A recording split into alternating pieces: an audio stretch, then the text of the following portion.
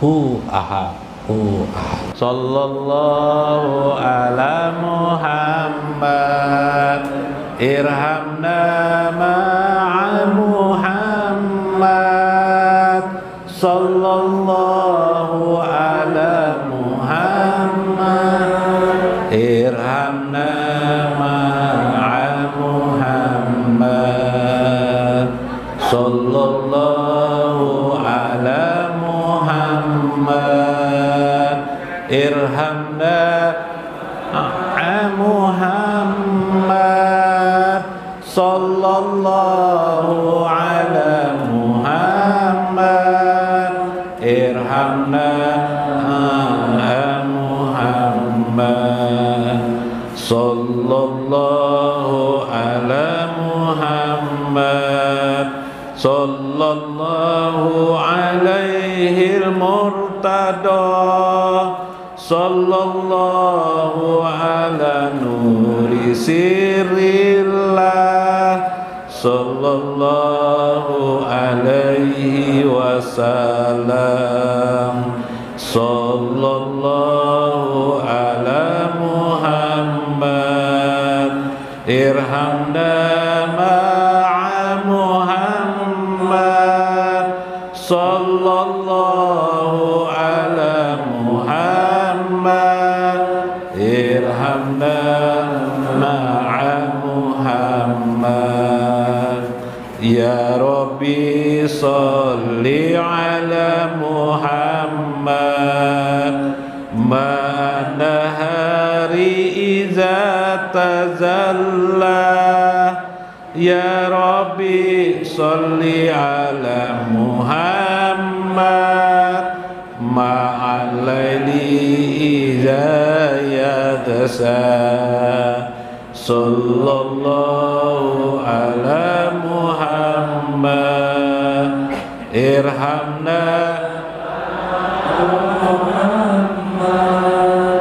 Sallallahu ala Muhammad, irhamna ma'a Muhammad. As-salatu wassalamu alaika ya Mustafa, bi'adadi man shalla alaika wal khalaiki wa anfasiha. Sallallahu ala Muhammad, irhamna Muhammad. Sallallahu ala Muhammad, irhamna ma'a Muhammad. Anta sahibul hasri, anta sahibu syafa'ah, kuzlana bi syafa'ah bil hubbi wal mahbubi. Sallallahu ala Muhammad,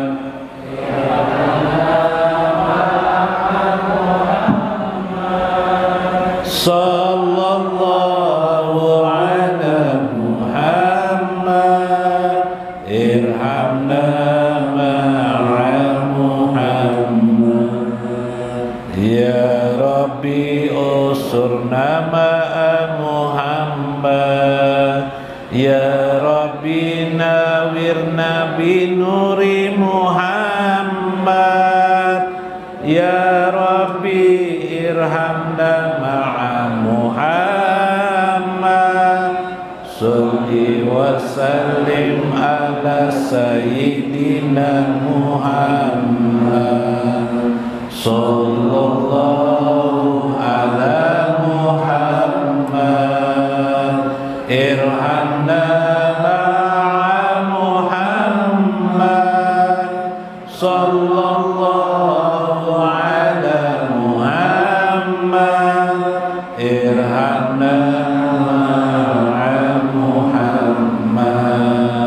Salawat Allah pada Nabi Muhammad, kasih sayangi kami bersama Nabi Muhammad. Salawat Allah pada Nabi Muhammad, kasih sayangi kami bersama Nabi Muhammad.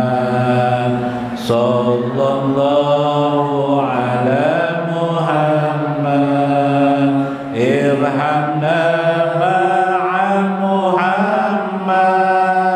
Sallallahu ala Muhammad, irhamna ma'a Muhammad. Sallallahu ala Muhammad. Sallallahu alaihi murtada. Sallallahu ala nuri sirrillah. Sallallahu alaihi wasallam. Salawat Allah pada Nabi Muhammad. Salawat Allah pada Muhammad yang diridhoi. Salawat Allah pada cahaya rahasia Allah. Assalamualaikum warahmatullahi wabarakatuh. Bismillahirrahmanirrahim. Bismillahirrahmanirrahim. Qudusi salam. Bismillahirrahmanirrahim hakim. Wassalatu wassalam ala sayyidina wa nabiyina Muhammad wa ala alihi wa sahbihi ajma'in. Baina insyaallah ab'asu li kitab Syekh Ibnu Athaillah wa Sayyiduddin Ibnu Abdus Salam bi kitabihi Al-Hikam wa kitabihi li Sayyiduddin Ibnu Abdus Salam hadal rumus wa mafatihul qudus insyaallah. Wa nafa'ana bihima wa bihima insyaallah fi darain amin ya rabbal alamin. Mudah-mudahan melalui saluran Syekh Ibnu Athaillah dan Syekh Izzuddin Ibnu Abdus Salam Allah memberkahi hidup kita, memberkahi rezeki-rezeki yang diberikan Allah kepada kita, memberkahi segala hal harta benda yang Allah pinjamkan kepada kita, memberkahi anak-anak kita dan keturunan kita. Mudah-mudahan kabul segala hajat-hajat kita, meluaskan rezeki kepada kita dan meluaskan rezeki kepada anak-anak kita. Mudah-mudahan Allah memberikan pekerjaan kepada anak-anak kita, pekerjaan yang baik untuk dunianya dan untuk akhiratnya. Amin ya rabbal alamin. Dalam Isya sudah? Masya Allah. Sedikit lagi lah, supaya ada padil ilmu. Ilmu ini penting. Mencegah yang itu kalau jadi dikerjakannya lah di waktunya. Tapi kalau ilmu itu belum tentu kalau dijelaskan di waktunya. Ada ujian kada apa?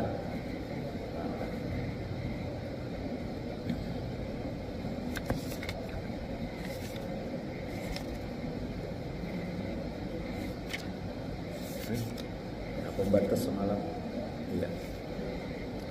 Minggu kemarin kita melihat orang yang sedang asyik kepada Allah. Jadi kita ini bisa asyik dengan Allah, bisa kalau Allah menghendaki. Jadi kita bisa melihat orang yang sedang asyik kepada Allah. Nah, kita ini kadang-kadang di kampung melihat ada orang bilang gila-gila sedikit bisa ngejar kita. Nah, ini salah tangguh. Yalah. Yang dibicarakan oleh Sayyiduddin Ibnu Abdus Salam ini nanti adalah orang yang sudah mapan secara ilmu, kemudian tiba-tiba dia lupa dengan kehidupan ini, dirinya gaib, menggaibkan dirinya sehingga dia perasaannya hanya Allah aja wajar. Perasaannya hanya Allah aja wajar. Wal haqiqah, al haqiqah laha suhudun kharijun anit tauri hajjal. Di antara tahap-tahap hakikat itu ialah suhud dirinya kharijun an tauri hajjal, Ada tahap-tahap di mana dia merasa gaib dengan dirinya.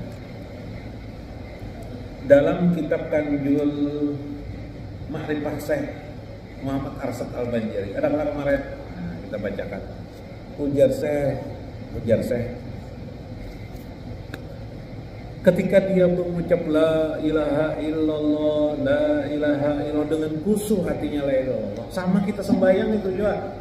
Waktu sembahyang ataupun berzikir la ilaha illallah, di pikirannya mana tidak ada yang muridan, tidak ada yang berkehendak kecuali hanya Allah, tidak ada yang berkuasa kecuali hanya Allah.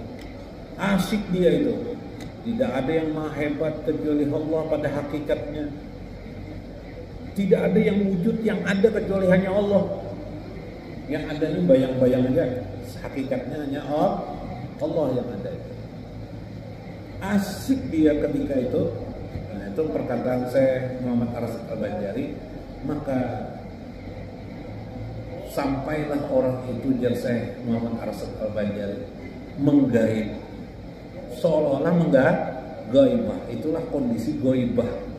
Lupa dia dengan dunia ini, yang diingatnya hanya Allah. Inilah yang disebut kharijun anit tawri hajal.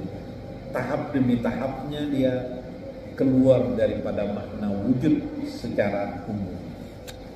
Wa ma bisalu zalika min ghairi riwayah wallahu walillahi mis'a'la. Tetapi Allah itu maha tinggi dari permisalan ini.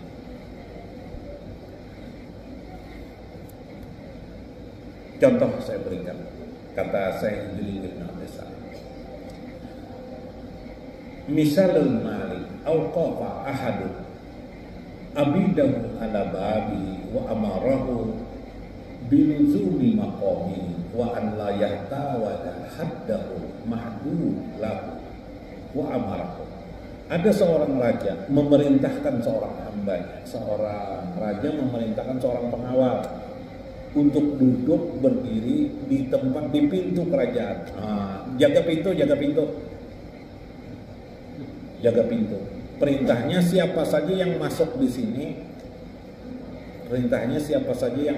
sini, maka harus dibunuh, tidak dibolehkan. Kalau dia masih melawan, dibunuh. Itu kan.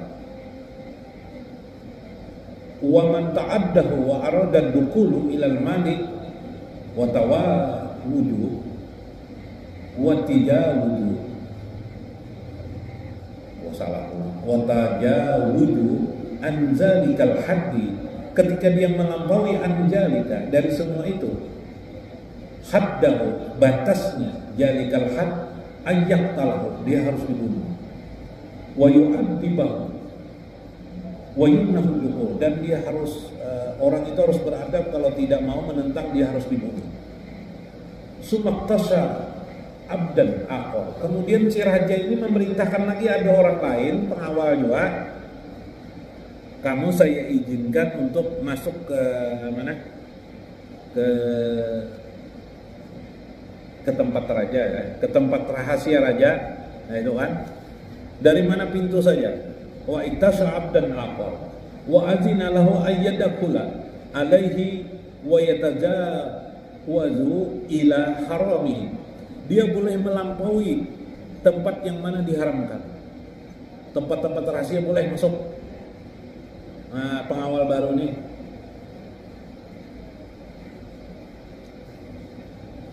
Wala musyawaratan man huwa waqib alal bab. Tanpa si raja ini memusyawarahkan dulu kepada siapa?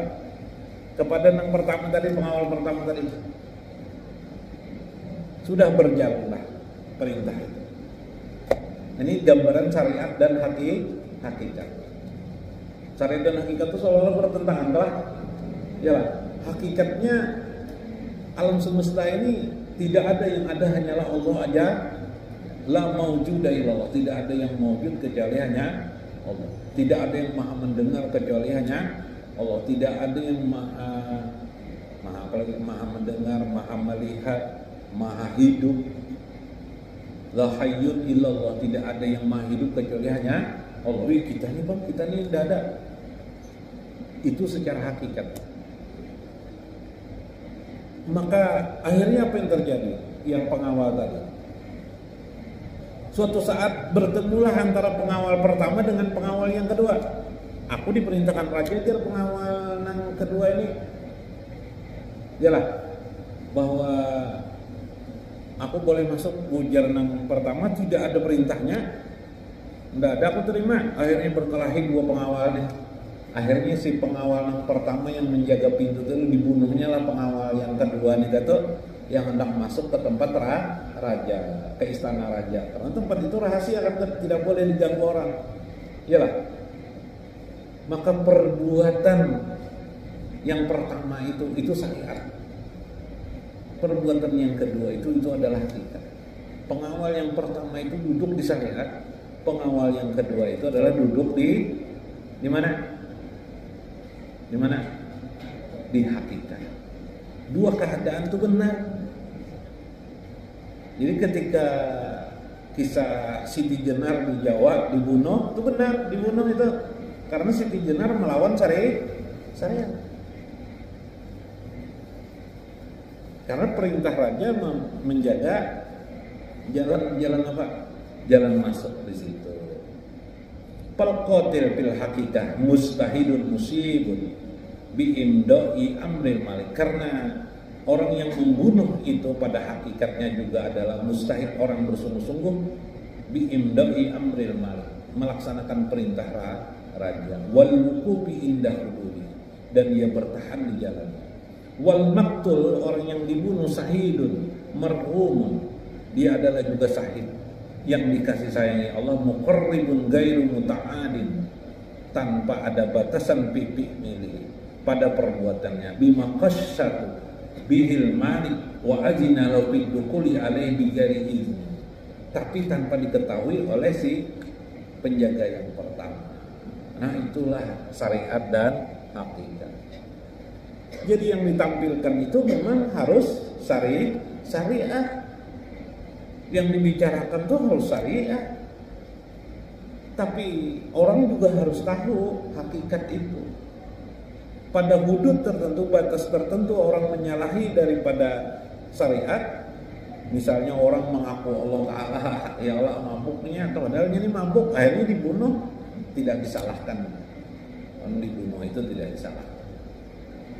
Nah, ini kisah perbedaan. Jadi hakikat itu perintah Allah, melaksanakan hakikat itu perintah Allah, melaksanakan syariat juga perintah Allah. Mengerjakan sholat itu perintah Allah. Menghadirkan Allah di dalam hati waktu sholat itu juga perintah.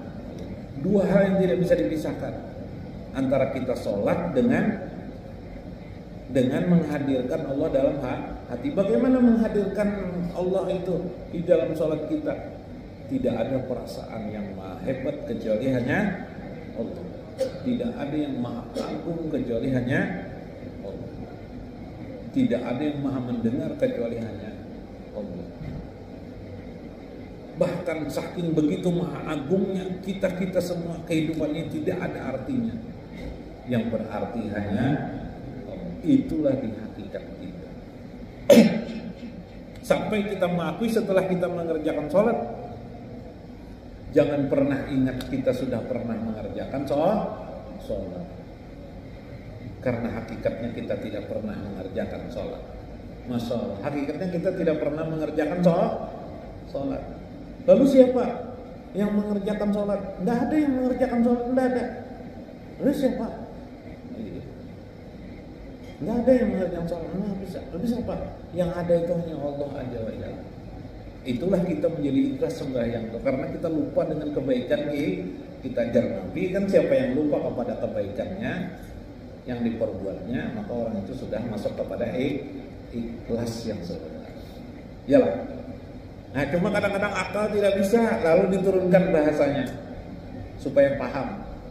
Yang mengerjakan itu siapa? Yang mengerjakan itu Nur Muhammad katanya. Wah, ya lah, itu supaya apa?